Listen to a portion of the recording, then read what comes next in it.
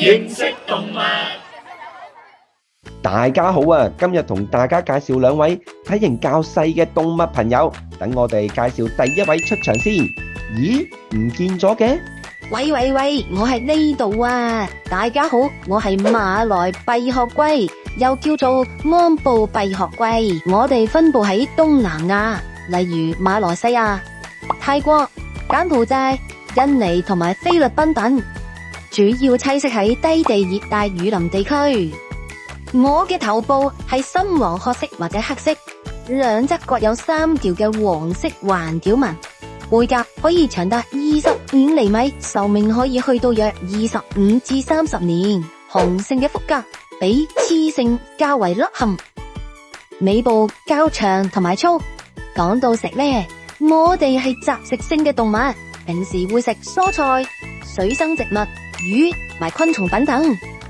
喂，不如我哋一齊出嚟曬太陽啊！好啊，我哋係半水棲動物，同時需要水陸兩種環境，但係平時會比較中意喺水入邊生活。你睇下，我哋指間有泡，方便我哋喺水中自由暢泳。我哋唔單止入水能游，喺陸地上亦都行動自如。不過，由於人類過度採捕作食材、醫藥或者寵物買賣等原因，我哋嘅數目正不斷減少。喺國際自然保護聯盟瀕危物種紅色名錄中，我哋被列為瀕危嘅動物。原來係咁，喂，唔好瞓啦，到你出場啦！我係黃緣閉殼龜，又名甲板龜。唔好以為我哋好難瞓啊，其實我哋主要係夜間同清晨活動，日頭咧就會喺洞穴或者林木入邊休息。低溫嘅環境下，野外嘅我哋仲會喺灌木叢或者好厚嘅落葉下面冬眠添。我哋主要分布喺中國南部，棲息喺潮濕嘅山林同埋河流附近。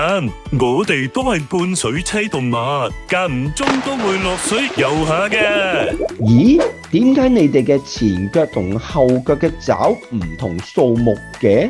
俾你發現咗添，我哋前腳咧係有5隻爪，後腳就有4隻爪，4肢都係呈深啡色。我嘅眼睛後方面頰側有黃色嘅條紋，背甲呈圓拱形，棕褐色，中間有一條淡黃色嘅條紋噶，係咪好特別呢？我嘅背甲可以長達19厘米，雌性通常體型較大。而雄性嘅尾巴咧就較寬較大嘅，呈三角形。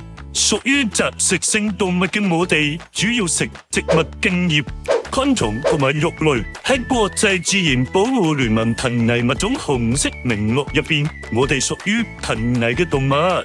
另外講個秘密俾你知啦，我哋同馬來閉殼龜一樣，遇到危險嘅時候，可以將頭、尾同埋4肢完全縮入去保護殼入邊，然後閉合，所以同樣叫做閉殼龜。多謝你哋嘅介紹啊！如果大家都想見識下呢兩位朋友仔，就快啲嚟屯門公園爬蟲館啊！我哋下集再見。